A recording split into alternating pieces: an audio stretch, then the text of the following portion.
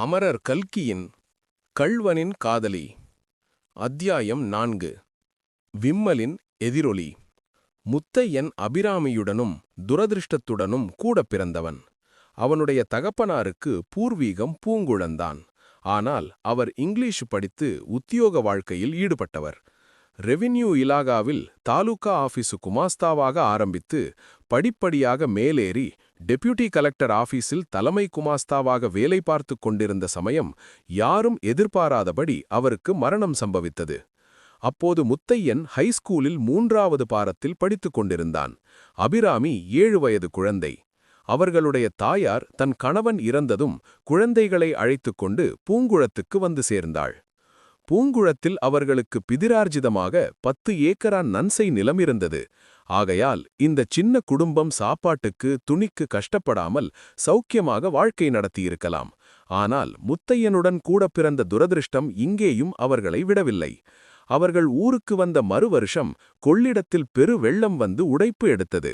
அந்த உடைப்பினால் பூங்குளத்தின் சுற்றுவட்டத்தில் பலருடைய நிலங்களில் வண்டல் தங்கி அவை மிகவும் செழிப்பாகிவிட்டன. வேறு சிலருடைய நிலங்களில் மணல் அடித்து அவை சாகுபடிக்கு லாயக்கற்று போயின. முத்தையனுடைய நிலங்களுக்கு பின் சொன்ன கதிதான் நேர்ந்தது. 2 போகம் சாகுபடியாகி ஏக்கராவுக்கு 20 கலம் கண்டு முதலாகிக் கொண்டிருந்த முதல் தரமான அவனுடைய நிலம் முழுவதும் மண்மேட்டிட்டு போயிற்று. ஆகவே அந்த குடும்பம் நிராதரவான நிலைமையடைந்தது. ஏற்கனவே முத்தையனுடைய தகப்பனார் உத்தியோகம் பார்த்த காலத்தில் பூங்குளத்தில் இருந்த அவனுடைய தாயாதிகளுக்கும் மற்றவர்களுக்கும் அவர்மேற் அசூயை இருந்தது. முத்தையன் கொஞ்சம் துடுக்கான சுபாவமுள்ளவனாயிருந்தபடியால் அவன் பேரிலும் அந்த ஊர்க்காரர்களுக்கு நல்ல அபிப்பிராயம் இல்லை. எனவே அவனுக்கு கஷ்டம் வந்த காலத்தில் யாரும் அவன் மேல் அனுதாபப்படவில்லை.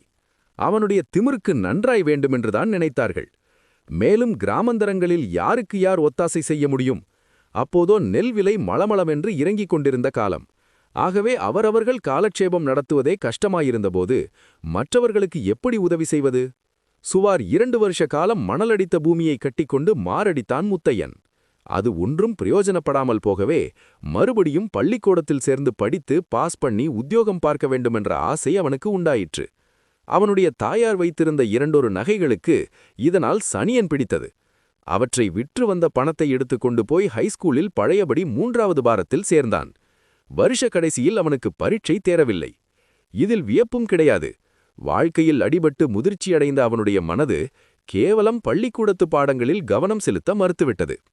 அவ்வருஷம் பள்ளிக்கூடத்தில் படித்தபோது பெரிய மனுஷர்களின் பிள்ளைகள் சிலருடன் அவனுக்கு சிநேகமாகியிருந்தது. இதன் பலனாக அவன் மோட்டார் வண்டி விடுவதற்கு கற்றுக்கொண்டிருந்தான். பரீட்சை தேராமல் போகவே அவன் படிப்பை விட்டுவிட்டு ஒரு பெரிய மிராசுதாரரிடம் மோட்டார் டிரைவராக அமர்ந்தான். அந்த காலத்தில் மிராசுதாரர்கள் வாங்கிய மோட்டார்களை எப்படி கையை விட்டு கழிப்பது என்று கவலைப்பட்டுக் கொண்டிருந்தார்கள். எனவே அவன் டிரைவராக போய் 6 மாசத்துக்கு மேல் யாரும் வண்டி வைத்துக் கொண்டிருக்கவில்லை. கடைசியாக அவன் டிரைவராக இருந்த பெரிய மனுஷரிடம் பலத்த சண்டை போட்டுக்கொண்டு இனிமேல் ஒருவரிடமும் சம்பளத்துக்கு டிரைவராயிருப்பதில்லை என்று சபதம் செய்து கொண்டான். ஒன்றுக்கு பின் ஒன்றாக வந்த துன்பங்களால் மனம் இடிந்து போயிருந்த முத்தையனுடைய தாயார் அவன் ஊருக்கு திரும்பி வந்த சில நாளைக்கெல்லாம் பிள்ளையையும் பெண்ணையும் உலகில் தன்னந்தனியாக விட்டுவிட்டு காலம் சென்றாள். 2வது தடவை முத்தையன் ஹைஸ்கூலில் சேர்ந்து படிக்கப் போனான் என்று சொன்னோமல்லவா, அதற்கு அவனுக்கு தூண்டுகோலாயிருந்த மற்றொரு காரணமும் உண்டு. அந்த காரணம் கல்யாணிதான். கொள்ளிடத்தில் உடைப்பு எடுத்த வருஷத்தில் அவன் ஒரு நாள் வண்டி மாட்டுக்கு நல்ல தார்க்குச்சி சம்பாதிப்பதற்காக படுக்கை காட்டில் புகுந்து போய்க் கொண்டிருந்தான். அப்போது திடீரென்று ஐயோ ஐயோ என்று ஒரு சிறு பெண்ணின் குரல் கேட்கவே அந்த திசையை நோக்கி விரைந்து ஓடினான். முன் அத்தியாயத்தில் நாம் பார்த்த பாழடைந்த கோவிலை அடைந்தான். அங்கே ஆச்சரியத்தையும் திகிலையும் ஒருங்கே அளித்த ஒரு காட்சியை கண்டான்.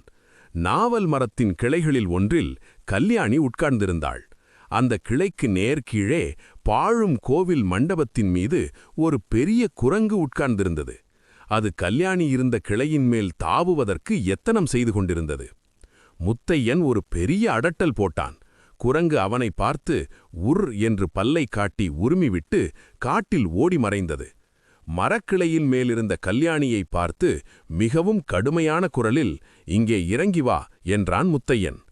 கல்யாணி கலகலவென்று ஒரு சிரிப்புச் சிரித்துவிட்டு சாவதானமாய் நாவல் பழம் பறிக்கத் தொடங்கினாள். அப்போது அவளுக்கு 13-14 வயதுதான் இருக்கும். முத்தையன் கோபத்துடன் ரொம்பவும் அதட்டி மிரட்டிய பிறகுதான் கல்யாணி இறங்கி வந்தாள். அவன் அவளுடைய மென்மையான காதை பிடித்து லேசாக நிமிண்டிக் கொண்டே, இனிமேல் இங்கெல்லாம் வராதே வராதே என்றான். இந்த காடு என்ன உங்கள் பாட்டனார் சொத்தா? இங்கே வராதே என்று சொல்ல நீ யார் என்றாள் கல்யாணி.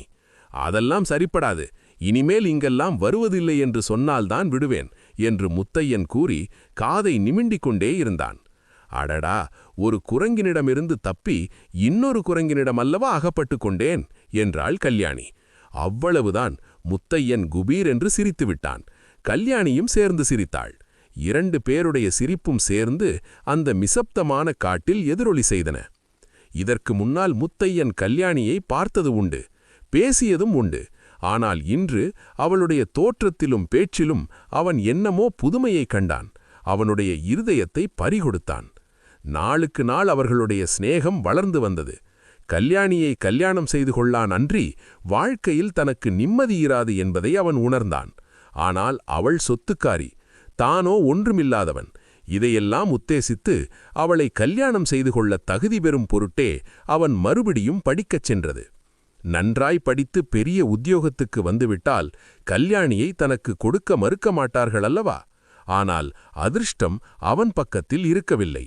ஐயோ, அந்த நாசமாய்ப்போன இங்கிலீஷ் பரீட்சையில் 4 மார்க்கு மட்டும் குறைந்து போகாமல் இருந்தால். கல்யாணி கோபமாய் திரும்பி கூட பார்க்காமல் சென்ற பிறகு திரும்பி வந்து அந்த கோயில் திண்ணையில் உட்கார்ந்த முத்தையனுக்கு அதே இடத்தில் முதன்முதலில் தான் கல்யாணியை சந்தித்தபோது நடந்ததெல்லாம் ஞாபகத்துக்கு வந்தது. முகத்தை கையால் மறைத்துக் கொண்டு விம்மி அழுதான். அந்த விம்மலுக்கு எதிரொலியாய்ப்போல் காட்டிலே போய்க் கொண்டிருந்த கல்யாணியின் தேம்பும் குரலும் கேட்டது. அடுத்த அத்தியாயத்தில் சந்திப்போம்.